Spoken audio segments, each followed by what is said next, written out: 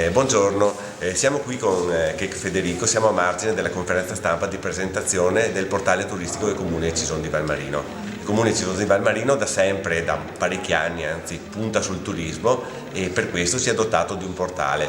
Federico, ci parli di questa iniziativa che hai seguito personalmente? Perfetto, allora innanzitutto Cison si è dotato di un brand turistico in quanto il portale avrà come appunto brand cison.it, quindi invito tutti ad andare a visitare www.cison.it.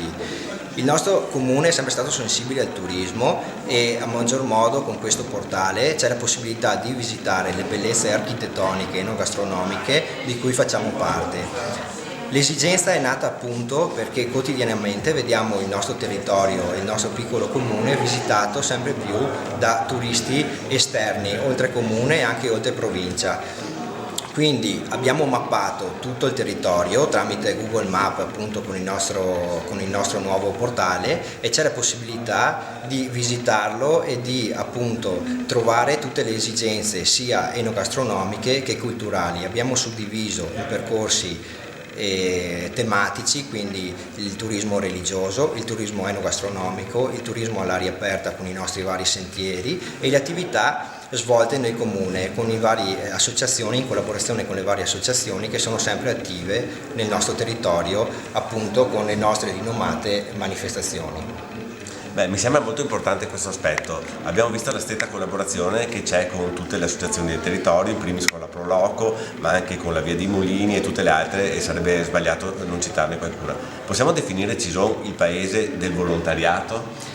Sicuramente, perché il turismo fine a se stesso è fatto da persone, quindi tutto questo non sarebbe possibile se a monte non ci fossero delle persone che spendono appunto il loro tempo e il loro volontariato a favore di tutta la comunità. Ecco perché Cison è sulla bocca di tutti a livello regionale, perché abbiamo una marea di volontari che attraverso le loro idee, le loro iniziative, senza copiare da nessuno, portano avanti un'idea turistica e da qui nasce appunto il turismo che è legato alle manifestazioni. Ricordiamo le principali: Artigianato Vivo, Stelle a Natale, non dimentichiamo che tra un po' inizia l'1, il 2 e il 3 maggio c'è Assaporando Cison, quindi incentrata sull'enogastronomia. Una settimana prima troviamo il Bosco Incantato, quindi il bosco si decora per ospitare le persone appunto a visitare il nostro splendido paesaggio. E se ho dimenticato qualcuno non me ne voglia nessuno, insomma, perché ne facciamo talmente tante che è difficile, anche sono un po' anche emozionato se vogliamo, però è difficile ricordarsele tutte a primo acchito. Comprensibile la tua emozione. Ci stiamo avvicinando anche all'Expo. Cison è borgo pilota dei borghi d'Italia. Che sia la volta buona per tutto il territorio di fare quel salto di qualità che tutti ci aspettiamo e che sicuramente, se c'è un comune nella Vallata che può farlo, questo che ha tutti i numeri, sicuramente Cison.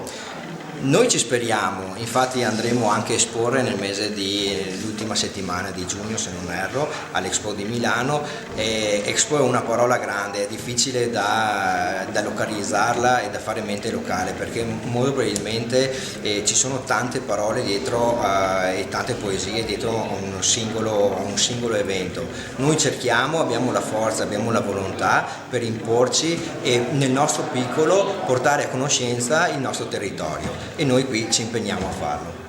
Grazie Federico, un grosso in bocca al lupo e viva il portale di Cison.